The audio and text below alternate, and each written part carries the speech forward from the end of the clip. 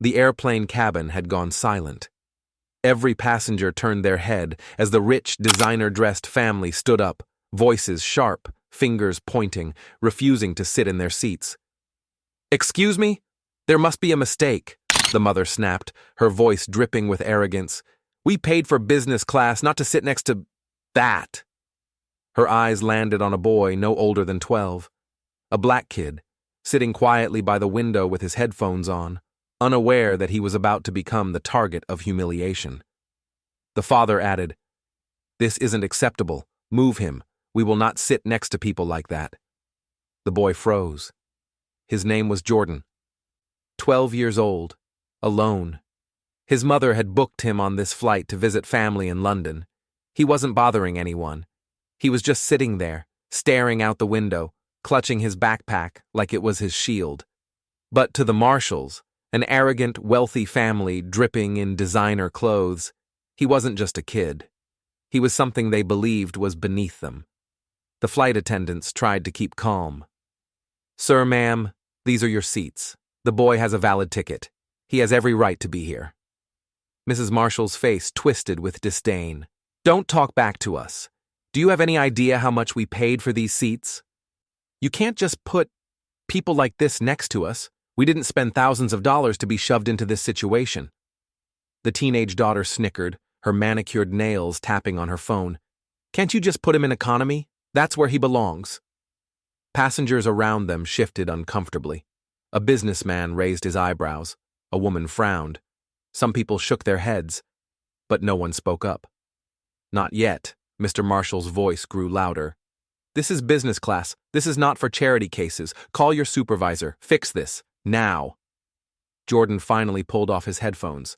His small voice trembled. I have a ticket. My mom bought it for me." But Mrs. Marshall snapped instantly. "Don't you dare talk back. Do you even understand how much this seat costs? Do you?" Her words cut deeper than any knife. Jordan shrank into his hoodie, eyes burning, as the teenage son laughed cruelly. "Relax, kid. They'll send you back where you belong. Enjoy the view while it lasts." The lead flight attendant knelt beside Jordan. "Sweetheart, you're fine. You don't have to go anywhere. You belong here, okay?" But the Marshalls weren't done. Their voices carried through the cabin, poisoning the air. "We want him removed, or refund us. Either way, we are not sitting here." Passengers started murmuring. Phones came up, recording the scene. Jordan, cheeks flushed, clutched his backpack tighter, whispering, "I didn't do anything wrong." And then came the line that made the cabin gasp. "If you don't move him," Mr. Marshall barked, "we'll take this to corporate. People like that shouldn't be allowed in business class anyway." The words slammed into Jordan like a storm. The air went icy, gasps and whispers rippled through the cabin. Some passengers shook their heads in disbelief. A woman muttered, "Unbelievable." Jordan's lip quivered. He turned to the window, trying to hide the tears welling in his eyes. He whispered again, almost to himself, "I didn't do anything wrong." And then, suddenly, the speakers crackled. "Ladies and gentlemen," a firm voice said, "this is your captain speaking." The Marshalls froze mid-rant. Passengers straightened in their seats. Jordan lifted his head slightly. "I've been informed of an issue in business class," the captain continued. His voice was calm, but there was steel beneath it.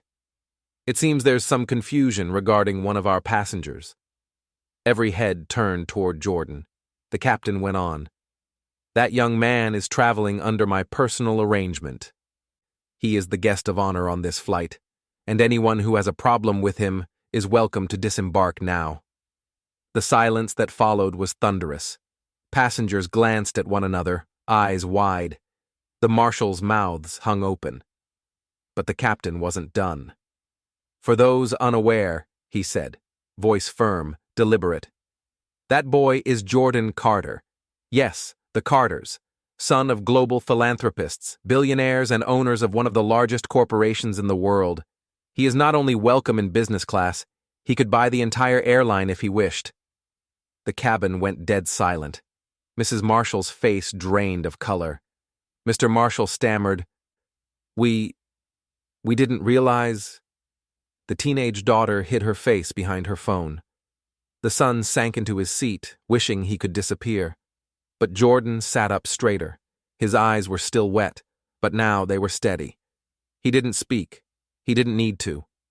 The captain's voice delivered the final blow. Respect on this flight is not optional. If anyone cannot abide by that, my crew will gladly escort you across the cabin. Some passengers clapped slowly and deliberately, and others shook their heads at the marshals with disgust. One man muttered, "Serves them right." The marshals collapsed into their seats, trembling, humiliated. Every sip of champagne, every glance from another passenger reminded them of the shame they had brought upon themselves. Jordan quietly put his headphones back on. Calm, dignified. He didn't need revenge. The truth had already spoken louder than anything. When the plane finally landed, the captain himself stepped out of the cockpit to greet Jordan. He shook the boy's hand firmly, smiling with pride. "You did nothing wrong," he said warmly. The marshals couldn't even look up. Their arrogance had melted into silence.